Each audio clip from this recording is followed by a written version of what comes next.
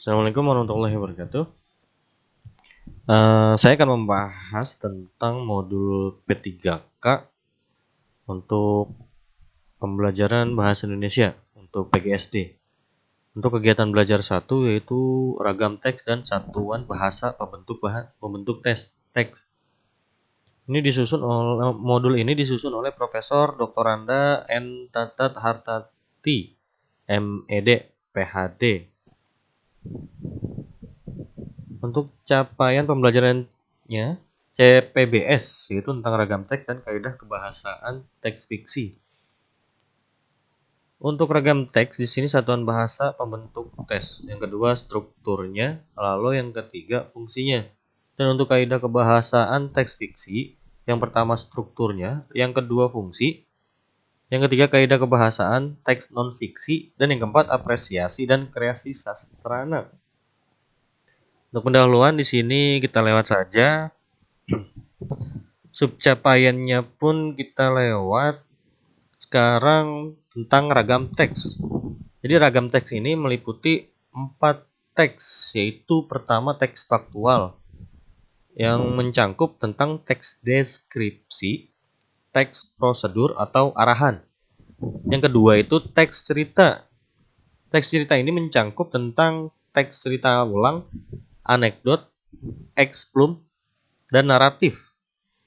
Lalu yang ketiga ini ada teks tanggapan yang mencangkup teks eksposisi, teks eksplanasi. Dan yang keempat ini adalah teks normatif. Selanjutnya di sini pengertian teks faktual. Jadi teks faktual ini adalah teks yang berisi suatu kejadian yang bersifat nyata, benar-benar terjadi tetapi tidak terikat dengan waktu. Ini berdasarkan Kamus Besar Bahasa Indonesia tahun 2018. Jadi ada 2 genre di sini untuk faktual. Yang pertama itu teks deskripsi.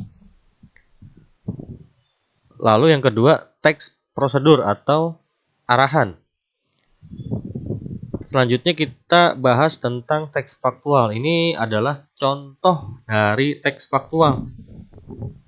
Teks faktual ini ada fakta yang di dalam jumlah paragraf ini. Dan ada juga opini. Tentunya juga ada judul di sana untuk teks faktual. Jadi faktanya apa di sini? Misal di sini paragraf berpulangnya pahlawan kemanusiaan. Nah, di sini faktanya ini yang sudah saya garis bawahi. Garis bawahi ini dan ini saya garis merah maksud saya. Jadi di sini diambil faktanya ini terhitung per Kamis 15 Oktober 2020 Ikatan Dokter Indonesia mencatat ada total 138 dokter meninggal akibat COVID-19. Nah, dari data ini diambil oleh IDI. Ini berdasarkan fakta. Dan opini di sini, tenaga medis merupakan aset negara. Bila nyawa tenaga medis terus berkurang, maka penanganan pandemi akan semakin sulit dan selanjutnya. Nah, di sini adalah bentuk dari teks faktual, contohnya. Selanjutnya kita belajar tentang struktur teks deskripsi dan teks prosedur atau arahan. Jadi kalau untuk teks deskripsi ini strukturnya yang pertama pernyataan umum dan yang kedua uraian bagian-bagiannya. Sedangkan teks prosedur atau arahan ini lebih banyak ya prosedurnya. Mulai dari judul, tujuan, daftar bacaan, urutan tahap pelaksanaan, pengamatan, dan yang terakhir simpulan. Ya, berikut ini contoh teks deskripsi.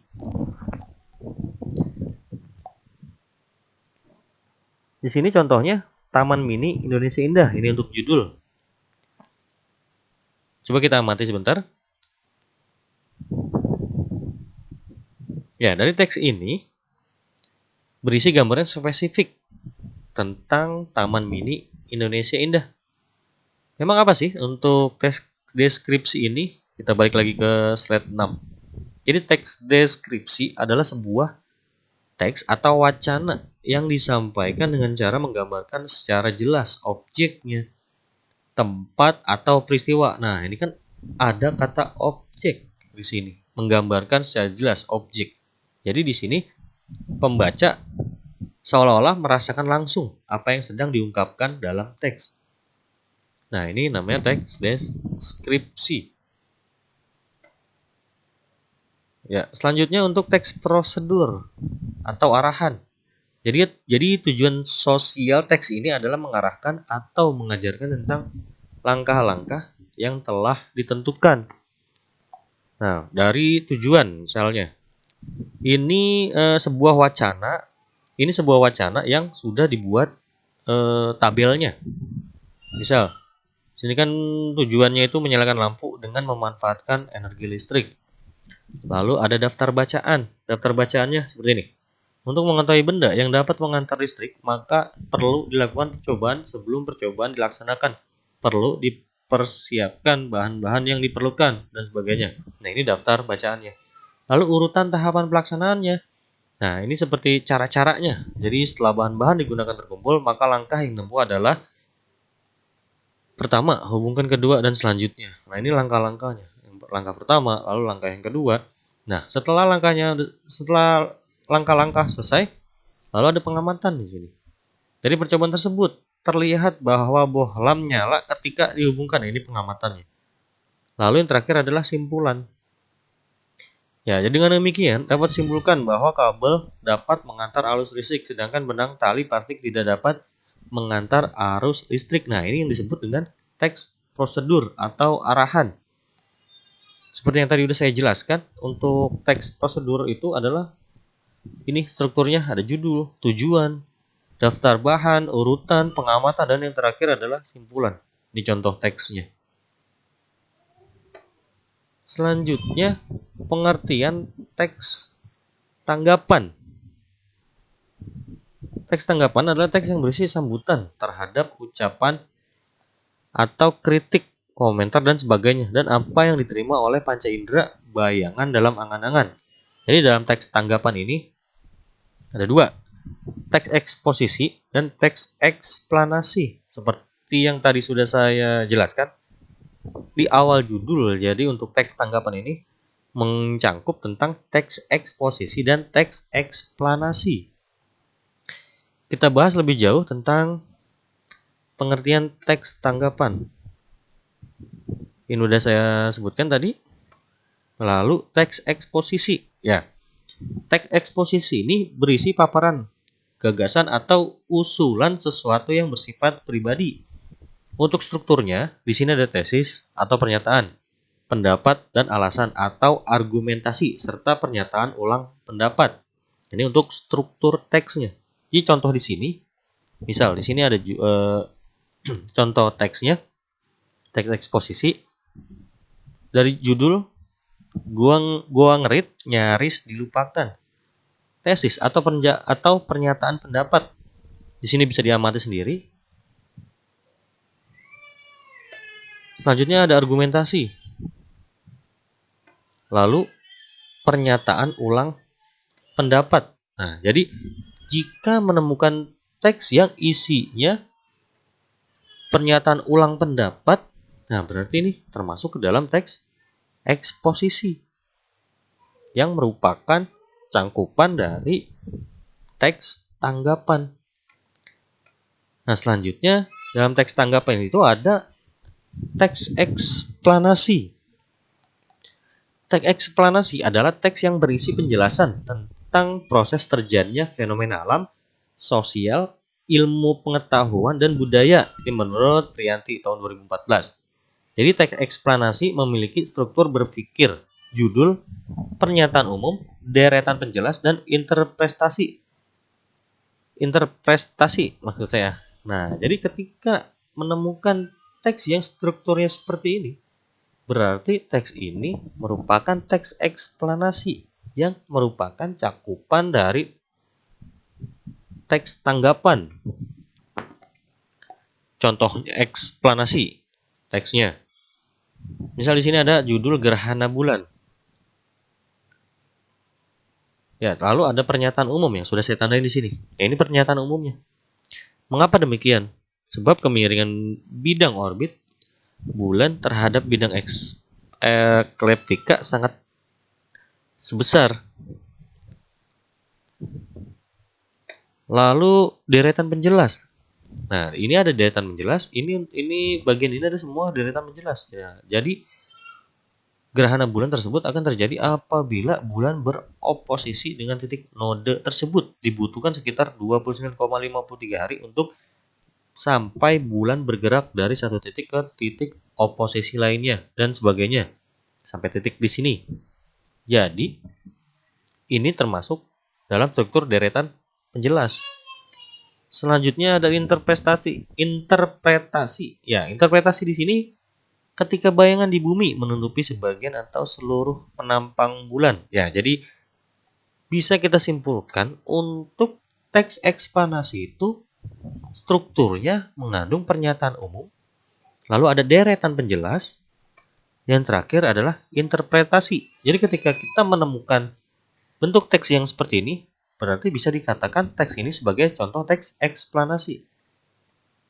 Lalu selanjutnya adalah teks cerita.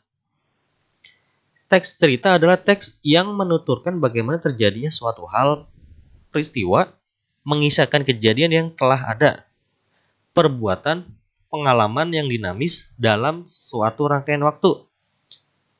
Keraf 2001 dan ke Kamus Besar Bahasa Indonesia tahun 2018. Jadi untuk teks cerita itu terdiri dari teks cerita ulang, naratif, anekdot, dan eksemplum. Ini untuk contoh teks cerita ulang. Struktur teksnya itu ada judul, pengenalan atau orientasi, rekaman kejadian. Ya, jadi bisa diamati di sini untuk teksnya. Judul sudah jelas, untuk pengenalan orientasinya bisa dilihat sendiri, seperti itu bentuknya. Contohnya maksud saya. Lalu rekaman kejadiannya pun seperti ini contohnya. Bisa kita amati di sini.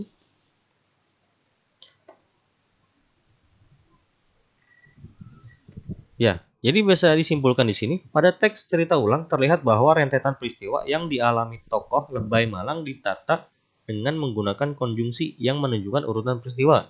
Mulai dari penggunaan konjungsi pertama, lalu akhirnya konjungsi pengurutan peristiwa menjadi salah satu benang pengikat yang menyatukan antar paragraf pembentukan teks tersebut. Selain menggunakan konjungsi, teks diikat oleh piranti penyatuan yang berupa pengulangan dalam bentuk anaforis, iya atau nya, yang merujuk pada Lebay Malang. Patut ditambahkan bahwa pada teks penceritaan ulang atau rekon, gagasan pikiran tentang masalah dimuat dalam satu struktur teks, yaitu struktur rekaman kejadian. Saya kembalikan lagi kepada contohnya. Ini contohnya bisa diamati.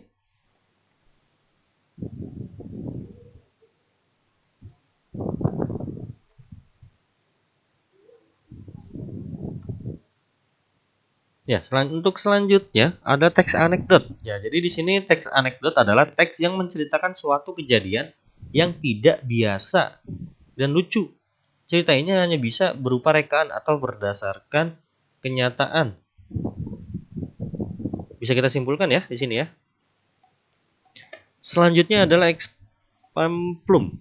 Eksemplum ini strukturnya judul, pengenalan atau orientasi, kejadian atau insiden, dan interpretasi. Jadi di sini teks eksemplum merupakan teks cerita tentang perilaku atau tokoh dari sebuah cerita. Ceritanya diawali dengan pengenalan tokoh. Setelah itu membahas peristiwa apa yang dilalui oleh tokoh dan diakhiri dengan interpretasi dari dalam diri tokoh tersebut.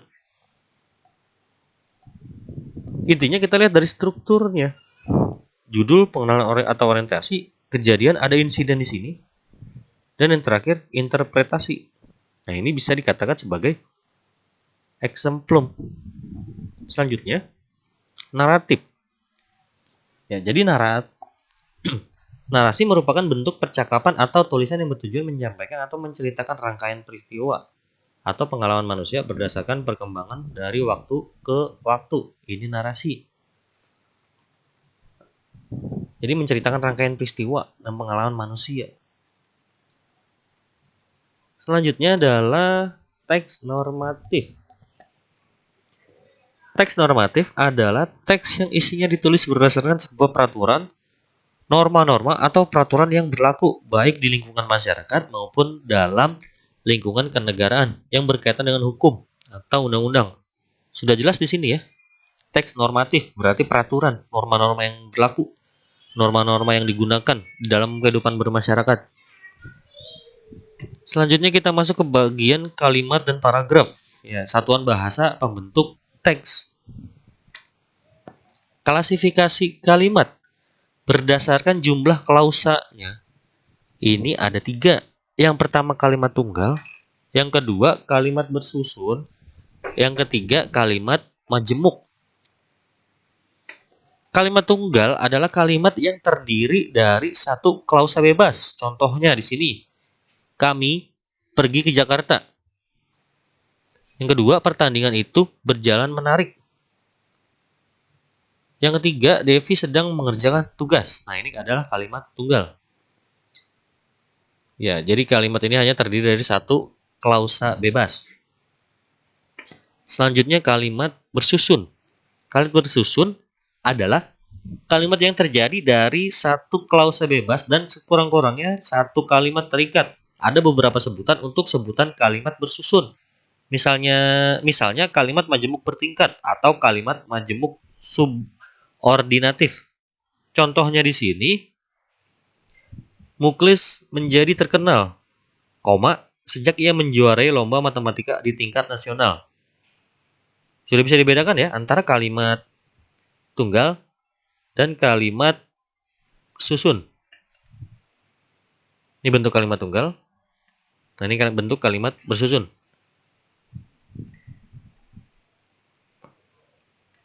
Selanjutnya, kalimat majemuk. Kalimat majemuk adalah kalimat yang terjadi dari beberapa klausa bebas yang disebut juga sebagai kalimat setara. Contoh, Ana memenangkan lomba mewarnai dan Ade memenangkan lomba baca puisi. Yang kedua, Malihah mau dibelikan sepatu roda atau sepeda. Nah, ini merupakan bentuk kalimat majemuk atau kalimat setara. Ada perbandingan di sini. Lalu selanjutnya ini klasifikasi kalimat. Klasifikasi kalimat ada 2, kalimat lengkap dan kalimat tidak lengkap. Kita bahas untuk kalimat lengkapnya di sini adalah kalimat yang mengandung klausa lengkap. Sekurang-kurangnya terdapat unsur objek atau dan predikat. Contohnya, Pak Irfandi mengajar bahasa Indonesia di kelas. Yang kedua, contohnya Trianur membaca buku di perpustakaan sekolah. Ini adalah kalimat lengkap. Lalu kalimat tidak lengkap.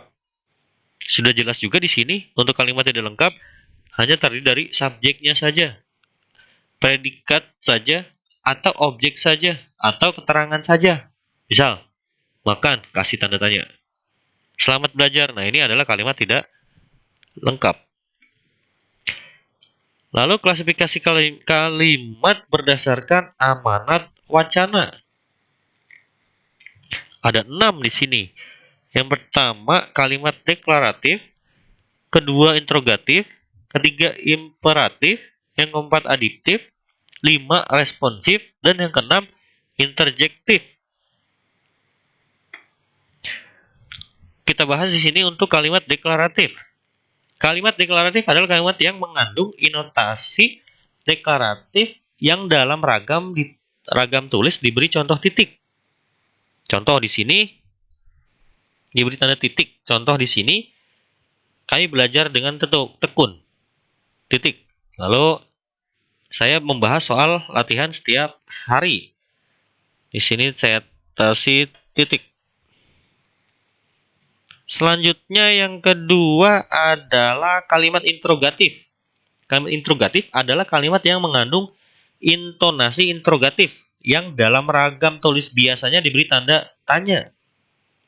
Contohnya, apakah adik sudah belajar? Kapan saudara membahas soal-soal ini? Nah, ini disebut kalimat interrogatif yang diakhiri dengan tanda tanya. Lalu kalimat imperatif. Kalimat yang mengandung intonasi imperatif yang dalam ragam tulisnya biasanya diberi tanda seru. Contoh di sini, belajarlah dengan tekun, diberi tanda seru. Lalu contoh yang kedua, tertib di dalam kelas, diberi tanda seru. Ini disebut kalimat imperatif. Yang keempat, kalimat aditif. Kalimat aditif adalah kalimat yang terikat yang tersambung pada kalimat pernyataan, berupa kalimat lengkap atau tidak. Jadi bisa lengkap, bisa tidak. Contohnya di sini, sudah bulan Ramadan, koma, ia belum juga datang. Lalu contoh yang kedua, hanya belum punya anak. Ini bisa disebut juga kalimat aditif. Ya, bisa kalimat lengkap dan bisa juga kalimat tidak lengkap. Lalu yang kelima, di sini ada kalimat respon. Kalimat respons, kalimat responsif. Ya, jadi kalimat responsif ini adalah kalimat yang terikat bersambung pada kalimat pertanyaan, berupa kalimat lengkap atau tidak. Contohnya, baik. Terus contoh yang kedua, sehat selalu. Ini disebut kalimat responsif. Yang keenam, kalimat interjektif, yaitu kalimat yang dapat terikat atau tidak. Contohnya, contoh yang pertama, akhirnya selesai juga tugas ini. Contoh yang kedua, semoga sehat selalu.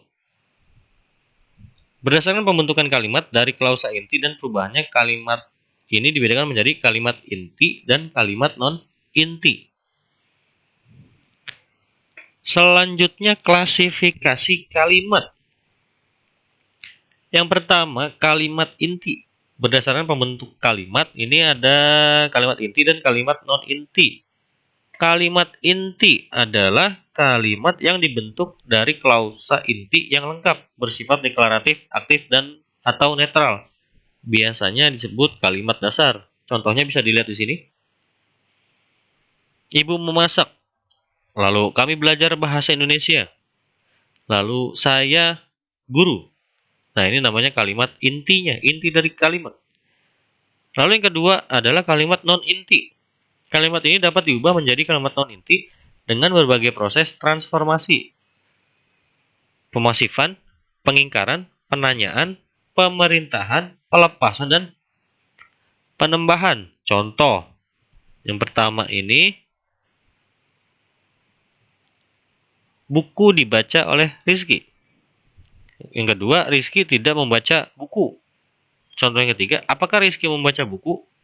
Nah, ini disebut kalimat non-inti. Selanjutnya, klasifikasi kalimat berdasarkan jenis klausanya itu ada dua, kalimat verbal dan kalimat non-verbal.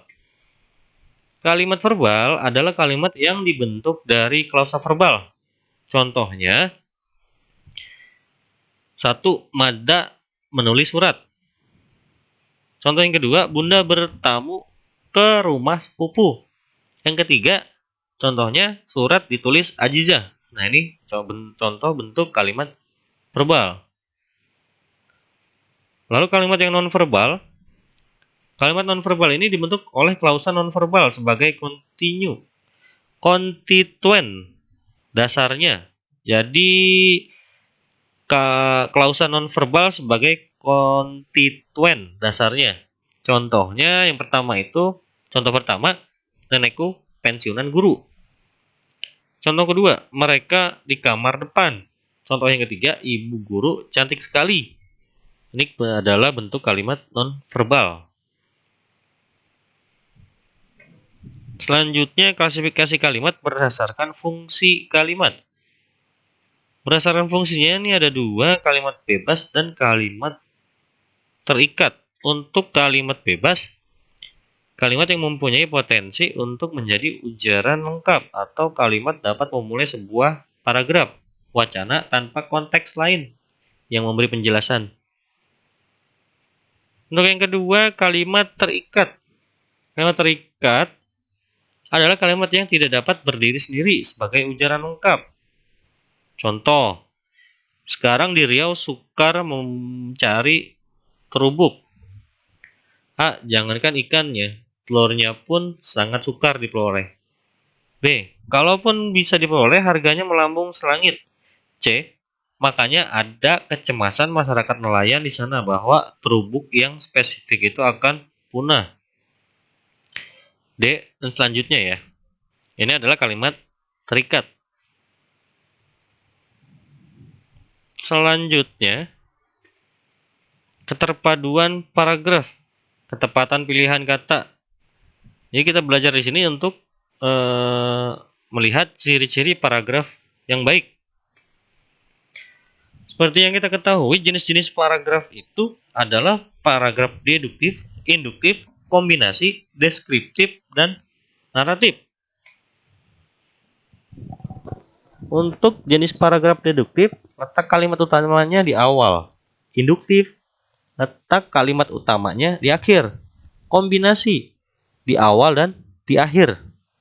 Untuk kalimat deskriptif, tidak memiliki kalimat utama. Gagasan pokoknya tersebar, sama seperti naratif.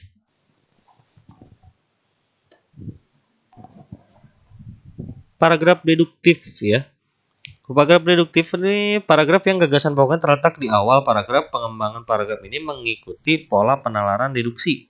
Mula-mula penulis merumuskan gagasan pokok pada kalimat pertama, kemudian disusul oleh penjelasan-penjelasan secara terperinci. Bisa diamati contoh di bawah ini.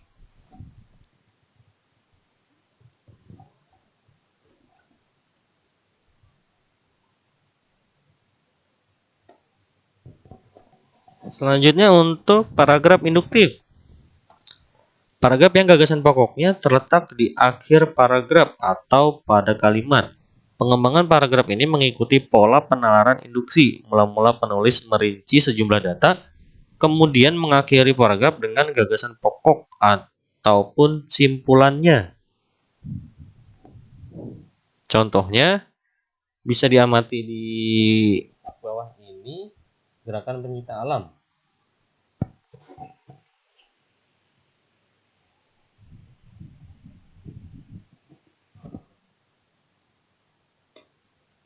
Ya, sampai sini untuk kegiatan pembelajaran 1. Kegiatan belajar 1 bahasa Indonesia untuk P3K formasi guru sekolah dasar. Mohon maaf apabila banyak salah-salah kata atau salah penafsiran terhadap apa yang sudah saya jelaskan di sini. Saya tutup. Wabillahi taufiq wal hidayah. Wassalamualaikum warahmatullahi wabarakatuh.